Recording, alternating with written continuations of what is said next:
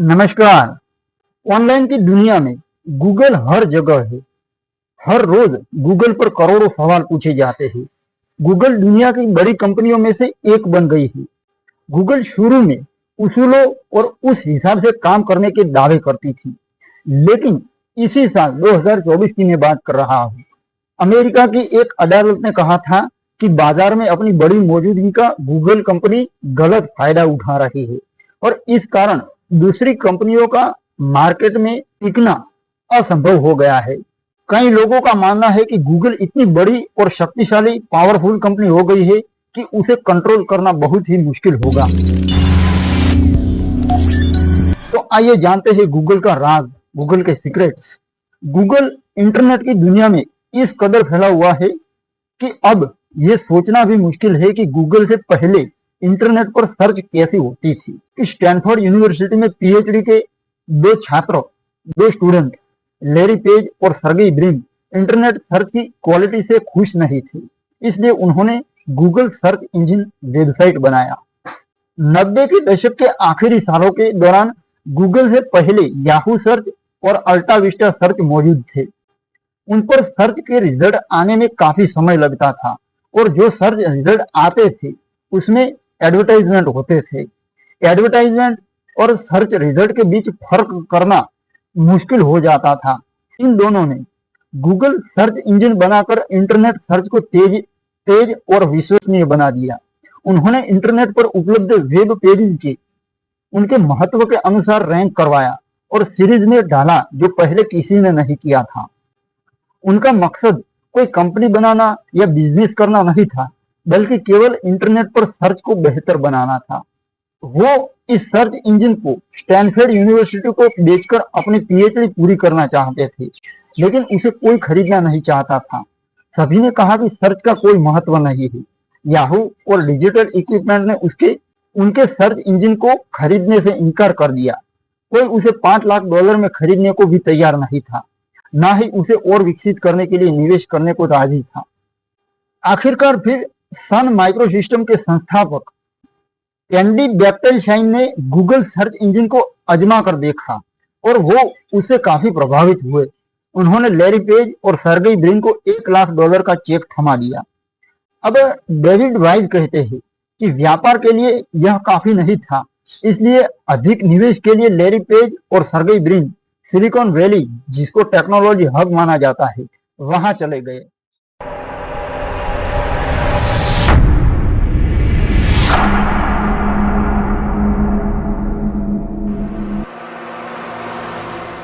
जहां क्लाइनर पर्किंस ने $1 करोड़ और सुकाई कैपिटल कंपनी ने $1 करोड़ का निवेश किया। लेकिन अब इस बिजनेस को चलाने के लिए लैरी पेज और सर्गेई ब्रिन को एडवर्टाइजमेंट की जरूरत थी। फिर भी वो शुरू से ही एडवर्टाइजमेंट के खिलाफ थे। जब लैरी पेज और सर्गेई ब्रिन स्टूडेंट थे तब वो एडवर्टाइजमेंट को बहुत बुरा मानते थे और गूगल सर्च इंजन पर एडवर्टाइजमेंट नहीं देना चाहते थे।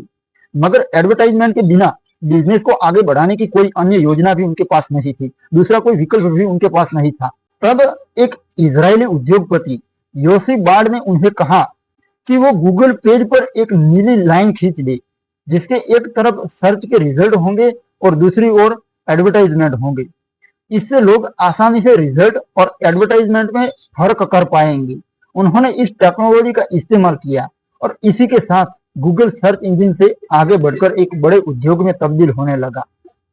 अब गूगल पेज के दाहिने हिस्से में आने वाले एडवर्टाइजमेंट से कंपनी अरबों डॉलर कमाती है। अब एडवर्टाइजमेंट देने वाली कंपनियां यह भी जान सकती है कि कौन उनका एडवर्टाइजमेंट देख रहा है और उनमें से कितने लोग उनके प्रोडक्ट खरीद रहे हैं। गूगल कंपनी एडवर्टाइजमेंट के जरिए सालाना $200 अरब कमाती है। दोस्तों, जब गूगल कंपनी शुरू की गई थी तो उसका सिद्धांत साफ था कि बुराई से दूर रहे। वो ईमानदारी और नैतिकता के साथ बिजनेस करना चाहती थी। उसका उद्देश्य लोगों तक सभी जानकारी उपलब्ध कराना था। लेकिन जैसे जैसे कंपनी आगे बढ़ती गई, उसके लिए अपने नैतिक सिद्धांत पर अड़े रहना मुश्किल होता चला गया।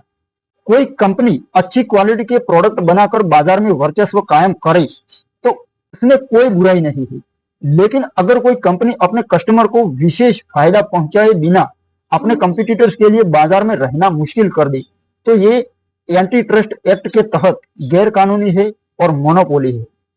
और गूगल के खिलाफ यही मामला वॉशिंगटन की एक अदालत में दर्ज किया गया है। गूगल केस में यह कहा गया है कि गूगल ने अपने सर्च इंजन को एक बेहतरीन प्रोडक्ट तो बनाया है, लेकिन उसने ऐसे कई कदम उठाए हैं जिससे कंपटीटर्स कंपनी सर्च इंजन के लिए गूगल का मुकाबला करना बहुत मुश्किल हो गया है।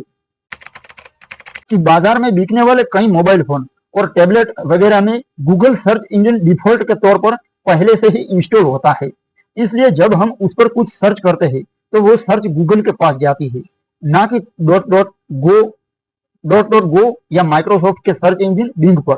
लोग चाहे तो ब्राउजर सेटिंग में जाकर डिफॉल्ट सर्च इंजन को बदल सकते हैं, मगर क्या बहुत से लोग ऐसा वाकई में करते हैं? तो गूगल ने मोबाइल फोन टैबलेट बनाने वाली सभी कंपनियों को अपने डिवाइस में गूगल को डिफॉल्ट सर्च इंजन बनाकर इंस्टॉल करने के लिए अरबों डॉलर दिए हैं। कंपटीशन वाले सर्च इंजनों के लिए बाजार में पैर जमाने में बाधा खड़ी करता है। गूगल ने एप्पल कंपनी को अपने डिवाइसेस पर गूगल को डिफॉल्ट सर्च इंजन बनाने के लिए अरबों डॉलर दिए थे। ये गूगल के लिए फायदेमंद इन्वेस्टमेंट साबित हुआ है। गूगल सीधे कस्टमर से तो पैसा नहीं लेता है, लेकिन उनका ध्यान आकर्षित जरूर करता है और उनका डाटा लेता है। इस डाटा का इस्तेमाल एडवर्टाइजमेंट के लिए होता है। ऐसा तो नहीं लगता कि गूगल को कंट्रोल करने के लिए अदालत उसे तोड़कर छोटी कंपनियों में बांटने का आदेश लेगी, लेकिन हो सकता है कि गूगल को कुछ सालों तक अपने यूजर डेटा को मामूली फीस के बदले अपनी कंपटीशन वाली कंपनियों के साथ साझा करना पड़ सकता है। तो एप्पल कंपनी का कहना है कि गूगल सर्च इंजन एक अच्छा प्रोडक्ट है, और गूगल का कहना है कि अगर लोग चाहे तो वो आईफोन के ब्राउजर में जाकर किसी और सर्च इंजन को डिफॉल्ट सर्च इंजन बना सकते हैं। मगर गूगल के खिलाफ यही एक मामला नहीं है दोस्तों। गूगल के खिलाफ अमेरिका के न्याय मंत्रालय ने यह कहते हुए केस दर्ज किया है कि गूगल गलत तरीके से एडवर्टाइजमेंट के बाजार पर शिकंजा कसे हुए है। गूगल ने एडवर्टाइजमेंट के बाजार को अपने सर्च इंजन के साथ जोड़कर एडवर्टाइजमेंट के दूसरे प्लेटफॉर्म्स के लिए बाधाएं खड़ी कर दी है। इस केस के फैसले से एडवर्टाइजमेंट के बाजार में बड़े बदलाव आ सकते हैं, और यह भी संभव है कि एडवर्टाइजमेंट के नए प्लेटफॉर्म्स को पांव जमाने की जगह मिले और उन्हें भी फायदा पहुंचे। अब जानते हैं जानकारी यानी इंफॉर्मेशन पर मोनोपोली। गूगल की लोकप्रियता की एक वजह यह भी है कि वो अपने यूजर्स के सर्च इंजन के इस्तेमाल से लगातार सीखता रहता है। सभी सर्च इंजन की तरह गूगल भी इंटरनेट पर मौजूद सभी पेजेस को पढ़ता है, उनकी एक कॉपी बनाता है और उनकी रैंकिंग करता है। साथ ही वह देखता है कि और लोग उन पेजेस के बारे में क्या कह रहे हैं और यूजर की उन पेजेस के बारे में कैसी प्रतिक्रिया है। एडवर्टाइजमेंट के विपरीत सर्च रिजल्ट को यूजर के फायदे को ध्यान में रखकर पेश किया जाता है। गूगल अक्सर यूजर की प्रोफाइल के हिसाब से सर्च रिजल्ट देता है। गूगल जानता है कि आप कौन है और आप कहाँ रहते हैं। मिसाल के तौर पर अगर आप दिल्ली में बैठकर इलेक्ट्रीशियन ढूंढना चाहते हैं तो वो आपको आपके आसपास के इलाके के इलेक्ट्रीशियन के रिजल्ट देगा, ना कि अमेरिका के किसी शहर। कई बार वो आपकी पुरानी सर्च को ध्यान में रखकर भी सर्च रिजल्ट देता है। इसका मतलब है कि गूगल अपने यूजर का काफी डेटा इकट्ठा करता है, और यूजर जब लॉग इन करता है गूगल पर और अपनी प्रोफाइल बनाता है तो गूगल उस यूजर के यूज के हिसाब से उसकी प्रोफाइल अलग तरीके से बनाता है कि ये यूजर इस प्रकार की सोचता है और इस प्रकार की इंफॉर्मेशन में इंटरेस्ट रखता है। ऐसे गूगल के पास प्रोफाइल बनती है, आपकी खुद की प्रोफाइल बनती है। जैसे लोग आपको पहचानते हैं उसी तरह गूगल भी आपको पहचानता है। गूगल हर सर्च का रिकॉर्ड रखता है। वो ये भी जानता है कि यूजर रिजल्ट में दिए गए लिंक को खोलकर वहां कितनी देर ठहरता है। अगर यूजर लिंक खोलकर जल्द ही उस पेज को बंद कर देता है तो गूगल समझ जाता है कि वो पेज यूजर की सर्च के लिहाज से उसके लिए उपयोगी नहीं है।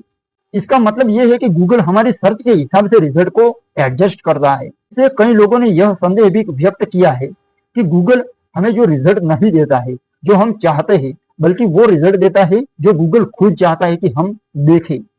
ऐसी संभावना कम है, लेकिन कौन से पेजेस सर्च रिजल्ट की रैंकिंग में सबसे ऊपर रहे और कौन से नीचे रहे, ये कैसे तय होता है, ये एक सवाल है। इस बारे में गूगल भी चुप्पी साध लेता है। कुछ लोगों को यह संदेह भी है कि वह कुछ कंपनियों या पेज मेकरों से पैसे के बदले में उनके पेजेस को सर्च रिजल्ट में ऊपर रखता है।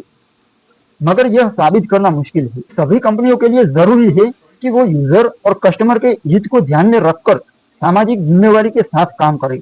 मगर कई बार ये कंपनियां आर्थिक हित को तरजीह देती है। हमें लगता ऐसा है कि इस पर सरकारी नियंत्रण की जरूरत है। यह कैसे हो, इस पर दशकों से बहस चल रही है, क्योंकि इसे सरकार की ओर से बिजनेस और अभिव्यक्ति में हस्तक्षेप के रूप में भी देखा जा रहा है, क्योंकि इसे सरकार की ओर से व्यापार और अभिव्यक्ति में हस्तक्षेप के रूप में भी देखा जा सकता है। अब जानते हैं गूगल का भविष्य। तो गूगल के खिलाफ यूरोपियन यूनियन ने भी चुनौती दी है, लेकिन ये फैसला इसलिए महत्वपूर्ण है क्योंकि यह अमेरिका की ही अदालत ने सुनाया है। अगर अमेरिका की ही अदालत ये कहती है कि हमारी एक बेहतरीन कंपनी, जिसे दुनिया भर में अमेरिकी कंपनी के रूप में जाना जाता है, वो गलत तरीके से काम करती रही है, तो इस फैसले का महत्व कहीं ज्यादा बढ़ जाता है। और ये पूरा का पूरा मामला गूगल की एडवर्टाइजमेंट से रिलेटेड टेक्नोलॉजी से है। कई सालों से इंटरनेट सर्च में यूरोप में गूगल का मार्केट शेयर 98% है और अमेरिका में 93% जमा हुआ है। सवाल यह है कि गूगल की जगह कौन लेगा।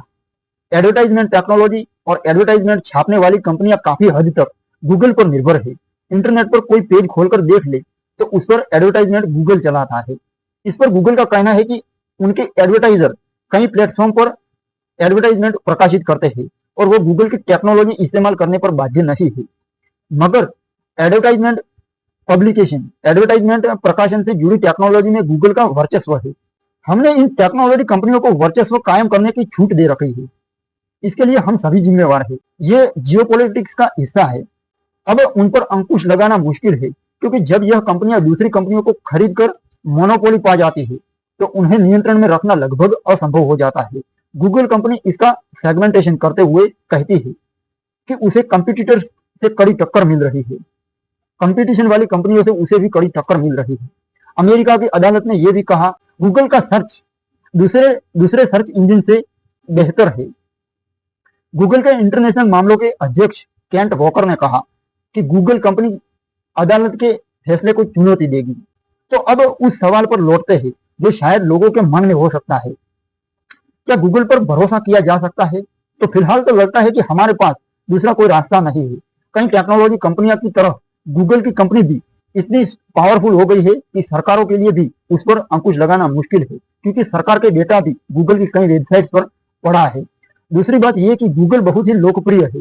रोज करोड़ों सवाल गूगल पर पूछे जाते हैं, तो वो इसकी वजह इसका सर्च इंजन की बेहतरीन क्वालिटी है। हालांकि गूगल वो कंपनी अब नहीं रह गई जिसे लैरी पेज और सर्गेई ब्रिन ने बनाया था। एक तरह से कभी एडवर्टाइजमेंट के खिलाफ बनाया गया गूगल अब लगभग हर पल एडवर्टाइजमेंट आप तक पहुंचा रहा है, या आपकी जानकारियों को एडवर्टाइजमेंट देने वाली कंपनियों तक पहुंचा रही है, या आपकी जानकारियों को एडवर्टाइजमेंट देने वाली कंपनी तक पहुंचा रहा है। आपका दिल की गहराइयों के साथ बहुत बहुत धन्यवाद दोस्तों। Finalmente, no puedo esperar a alquilar tu casa. A research prototype project Marine.